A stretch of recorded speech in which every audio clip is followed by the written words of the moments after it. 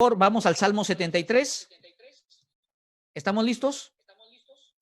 Dice así la palabra de Dios. Ciertamente es bueno Dios para con Israel, para con los limpios de corazón. Versículo 2.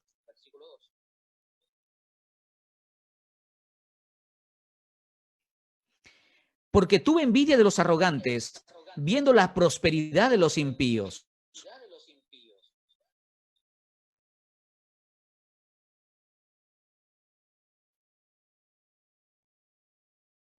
No pasan trabajos como los otros mortales, ni son azotados como los demás hombres.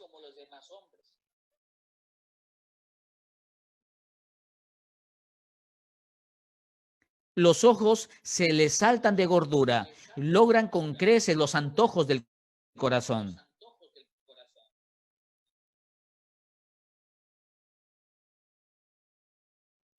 Ponen su boca contra el cielo y su lengua pasea la tierra.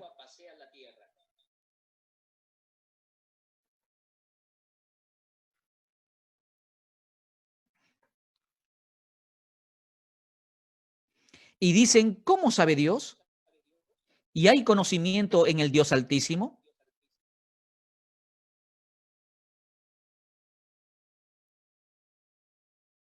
Verdaderamente en vano he limpiado mi corazón y lavado mis manos en inocencia.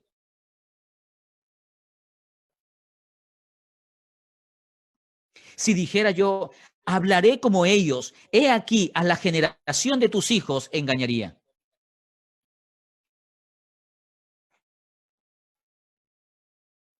Hasta que entrando en el santuario de Dios, interesante, hasta que entrando en el santuario de Dios, comprendí el fin de ellos.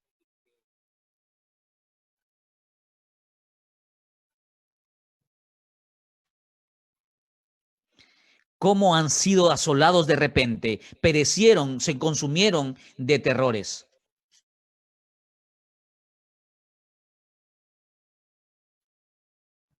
Me toca versículo 21. Se llenó de amargura mi alma y en mi corazón sentía punzadas.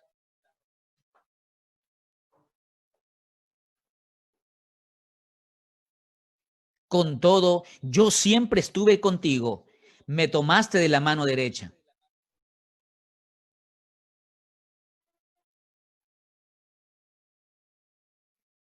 ¿A quién tengo yo en los cielos sino a ti? Y fuera de ti nada deseo en la tierra.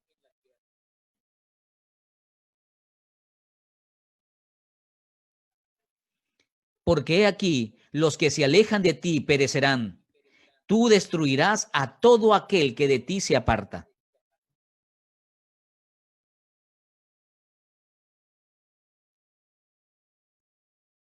Amén.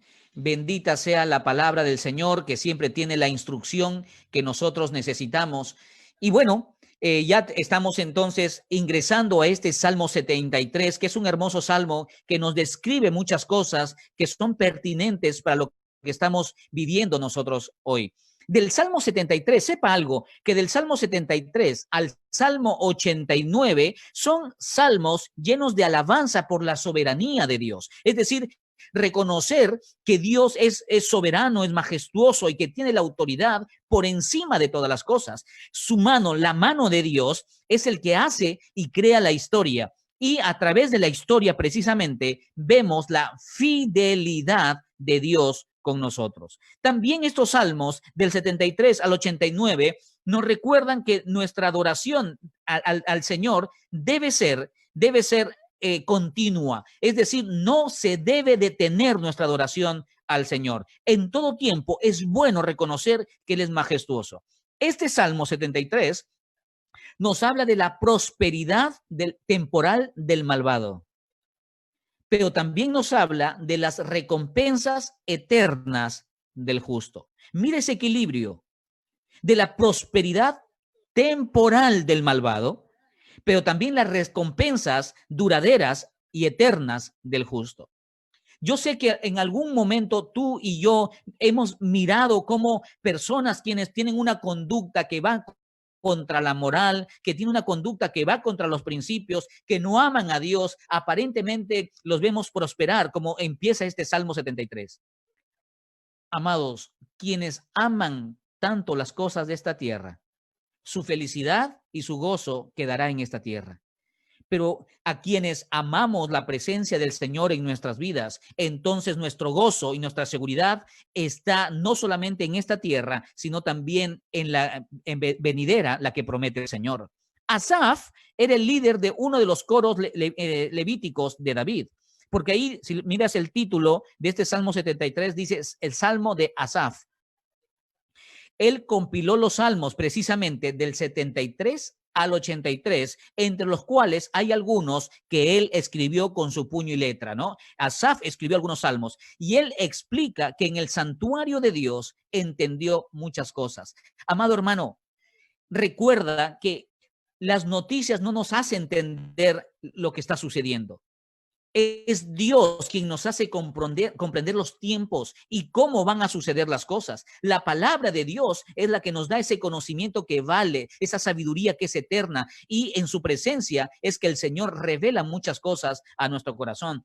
Por eso es que en el versículo 23 y 24, Asaf declara su confianza en la presencia y en la dirección de Dios, aún en medio de los momentos difíciles. Amados, desde que nacemos hasta que morimos, Dios nos tiene en sus manos.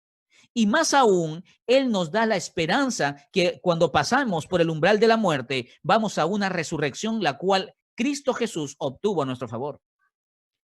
Hay que ser honestos que en la fe muchas veces tenemos tensión, tenemos esa presión entre lo que vivimos, esa experiencia y nuestras creencias.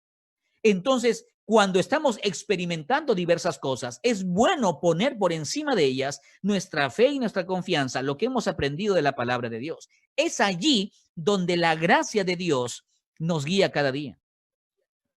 Esta tarde, antes de alistarme para estar aquí hoy en Jesús en tu casa, estaba precisamente preparando una canción porque estamos deseosos con mi esposa de volver a cantar juntos y de grabar y presentar esta adoración, esta ofrenda delante del Señor y colocar quizás en nuestras redes sociales nuestros dúos adorándole al Señor. Y estábamos viendo una canción que habla precisamente sobre la gracia de Dios. Es una canción que está el original en inglés, que dice Your grace is still amazing me, que significa tu gracia me abraza, tu gracia es más que suficiente, ¿no? Me sorprende cada día.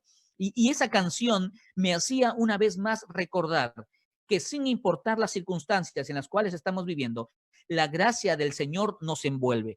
Hoy hay gente que está de luto, hoy hay gente que le falta alimento, hoy hay gente que está perdiendo la esperanza, hoy hay gente que no sabe qué puerta tocar pronto de auxilio, pero sepa que la gracia de Dios siempre nos va a alcanzar en medio de cualquier necesidad.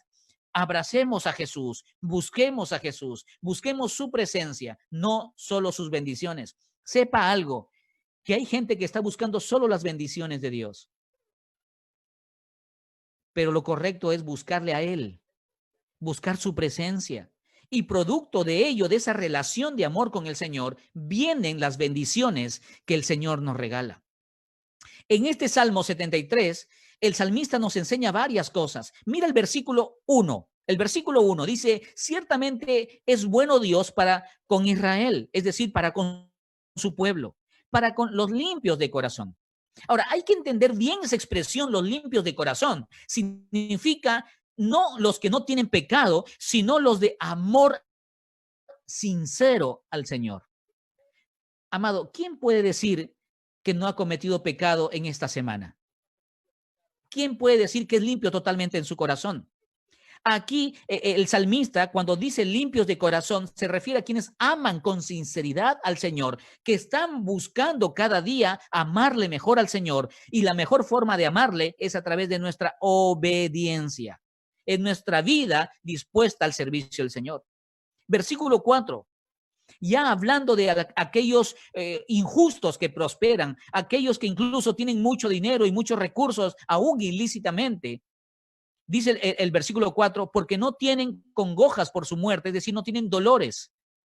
Y la expresión, pues su vigor está entero, es un hebraísmo, es decir, es una expresión hebrea que significaba su barriga está llena.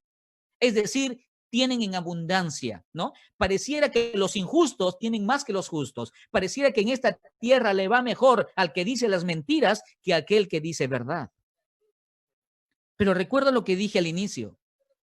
Su gozo será temporal, pero aquel que habla la verdad y sigue a Jesucristo, nuestro gozo será eterno.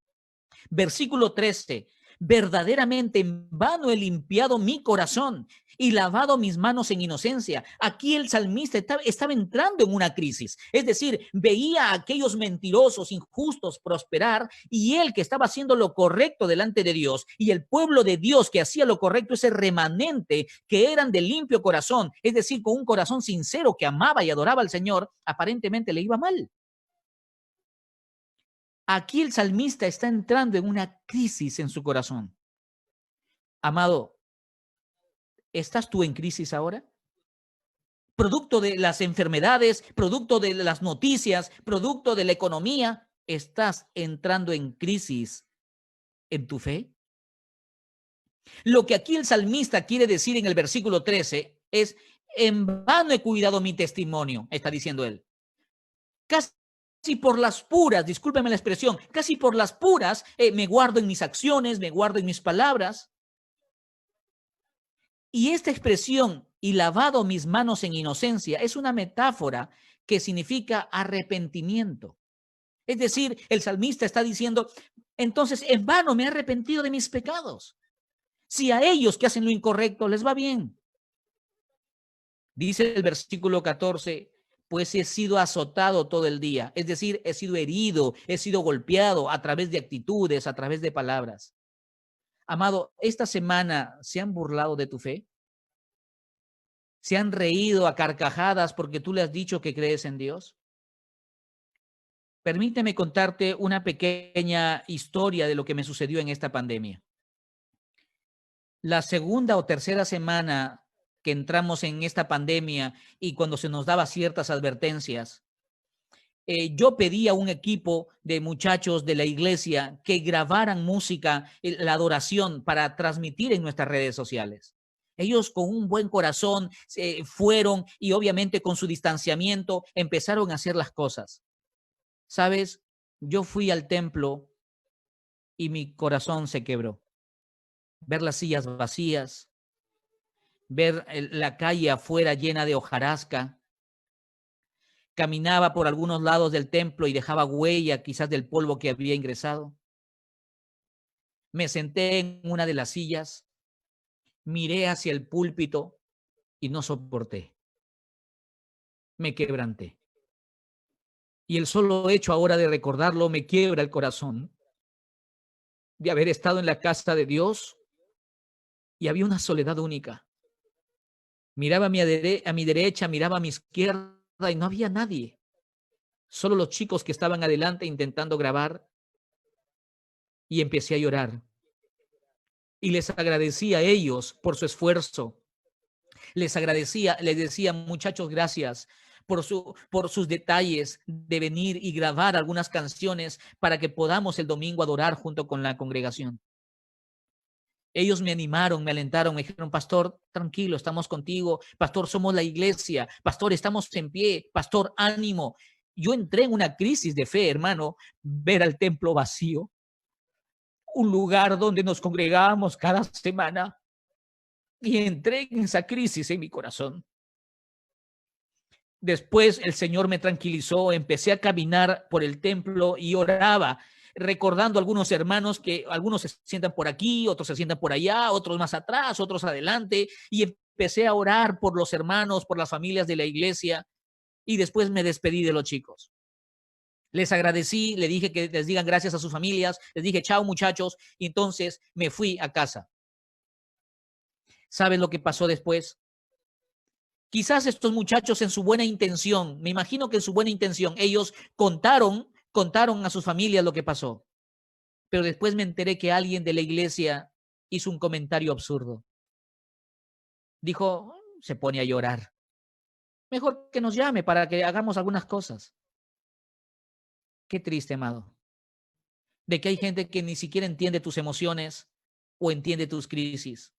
Y aquí el salmista nos está precisamente hablando de esa crisis que entra a veces de cómo otros pueden tener un pensamiento acerca de ti o cómo otro les prospera y uno está sufriendo a veces. Por eso el versículo 17, amado hermano, es clave cuando dice hasta que entrando en el santuario de Dios comprendí el fin de ellos. Es decir, recién cuando entré a esa intimidad con Dios, pude entender el propósito de las cosas. Amado, el salmista estaba hundido en una crisis de fe, pero también él estaba reconociendo de que solo en la presencia de Dios sentimientos similares y en muchas ocasiones pareciera que no estamos logrando nada, incluso con nuestras oraciones, con nuestras flaquezas, pero Dios es fiel no solo en sostenernos, sino en seguir hablándonos, guiándonos y transformándonos en medio de esto. El salmista nos muestra que el camino a seguir es entrar en el santuario de Dios. Allí en la presencia de Dios entendió que la perspectiva correcta estaba mi perspectiva correcta es que esta situación en la cual estamos viviendo deben llevarme a mirar una vez más al Señor, confiar plenamente en el Señor. Y aunque pasemos tiempos de crisis, las crisis son buenas para ser restaurados y ser transformados. No tenemos que sufrir o pasar alguna circunstancia en vano. En las manos de Dios siempre será un tiempo productivo. Este salmo nos deja un importante principio. Los dilemas, las dudas y las angustias de esta vida se resuelven en la presencia de Dios. No te demores en buscar la presencia de Dios. Esa es la primera opción y esa es la única opción que podemos tener. No con personas, no en consejería, no lo que dice el diario, no lo que dice la televisión, sino en la presencia de Dios es que todo se resuelve y el Señor toca nuestras vidas y somos transformados de gloria en gloria. Esta semana le mandé un mensaje al grupo de matrimonios y al grupo de adoración y artes y yo le decía lo siguiente: no sé lo que están pasando hoy, pero recuerda que tus convicciones ordenan tus emociones. Vivamos el presente con sentido de eternidad y ánimo. En la presencia de Dios se disipa cualquier quebranto y Él nos acaricia como una madre lo hace con su bebé recién nacido en sus brazos. Amado hermano, voy terminando. Que este Salmo 73 nos haga entender que cuando pasamos las crisis, no dudemos en ir a nuestra única opción que tenemos para nuestro corazón, ser saciados en la presencia de Dios. Por eso es que el versículo 21 dice, y en mi corazón sentía punzadas, es decir, había una carga emocional profunda. Después el versículo 23 también dice, me tomaste de la mano derecha, es decir, el Señor nos sujeta, el Señor nos sostiene en esos momentos difíciles porque Él es fiel.